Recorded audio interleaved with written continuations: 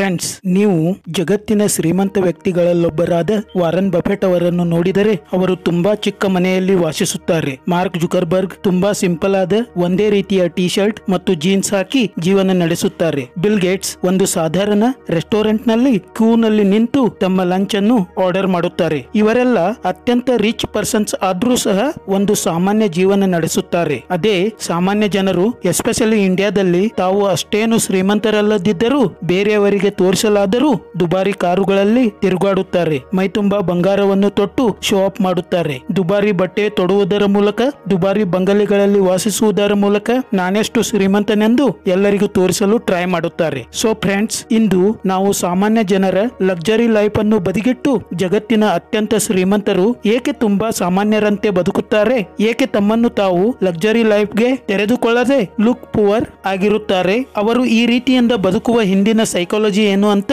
ತಿಳಿದುಕೊಳ್ಳೋಣ. Number 1, financial freedom. ಹೌದು friends, rich people ಸಹ ಒಂದಾನೊಂದು ಕಾಲದಲ್ಲಿ ಅವರು ಹಣದ ಹಿಂದೆ ಬಿದ್ದವರೇ. ಆದರೆ ಎಂದು ಅವರು ಹೇರಳವಾಗಿ ಹಣ ಮಾಡಿದರೋ, ಜಗತ್ತಿನ ಅತ್ಯಂತ ಶ್ರೀಮಂತ ವ್ಯಕ್ತಿಗಳಲ್ಲಿ ಒಬ್ಬರಾದರೂ ಅವರು ಕಂಪ್ಲೀಟ್ಲಿ ಫೈನಾನ್ಸಿಯಲ್ ಫ್ರೀಡಮ್ ಆದರು. ಅಂದಿನಿಂದ ಅವರಿಗೆ ಹಣದ ಬಗ್ಗೆ ಇರುವ ಒಂದು ವ್ಯಾಮೋಹ ತೀರಾ ಕಡಿಮೆಯಾಯಿತು. ಅವರು ಯಾರಿಗೂ ತಾನು ಒಬ್ಬ ಶ್ರೀಮಂತ ಎಂದು ತೋರಿಸಿಕೊಳ್ಳಬೇಕಾಗಿರಲಿಲ್ಲ, ಏಕೆಂದರೆ ಜಗತ್ತೇ ಅವರೊಬ್ಬ ಶ್ರೀಮಂತ ಎಂದು ಕಂಡುಕೊಂಡಿತ್ತು. ಅವರಿಗೆ ಜ್ಞಾನೋದಯವಾಗಿತ್ತು. ನಿಜವಾದ ಶ್ರೀಮಂತಿಕೆ ನಮ್ಮಲ್ಲಿ ಇರುವ ಹಣದಿಂದ ಬರುವುದಿಲ್ಲ, ನಮ್ಮ ಸರಳವಾದ ಬದುಕುವಿಕೆಯಿಂದ ಬರುತ್ತದೆ ಎಂದು. ನಂಬರ್ 2, ರಿಚ್ ನೆವರ್ ಇನ್ಸಲ್ಟ್ ಮನಿ. ಹೌದು ಫ್ರೆಂಡ್ಸ್, ನಿಜವಾದ ಶ್ರೀಮಂತರು ಎಷ್ಟೇ ದುಡ್ಡು ಗಳಿಸಿದ್ದರೂ ಅವರು ಎಂದೂ ಹಣವನ್ನು ದುಂದು ವೆಚ್ಚ ಮಾಡುವುದಿಲ್ಲ. ಅವರಿಗೆ ಗೊತ್ತಿರುತ್ತೆ ದುಡ್ಡಿನ ಬೆಲೆ ಏನು ಅಂತ.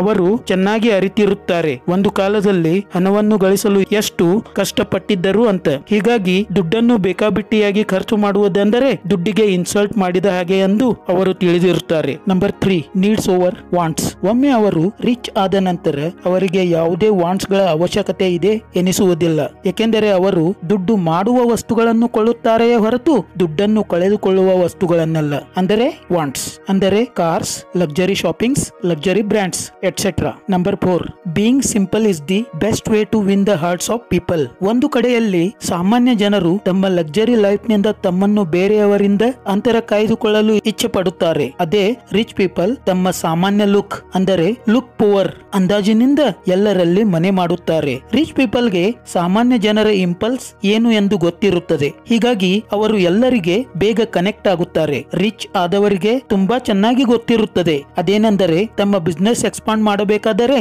ಜನರೊಂದಿಗೆ ಕನೆಕ್ಟ್ ಆಗುವುದು ತುಂಬಾ ಮುಖ್ಯ ಅಂತ.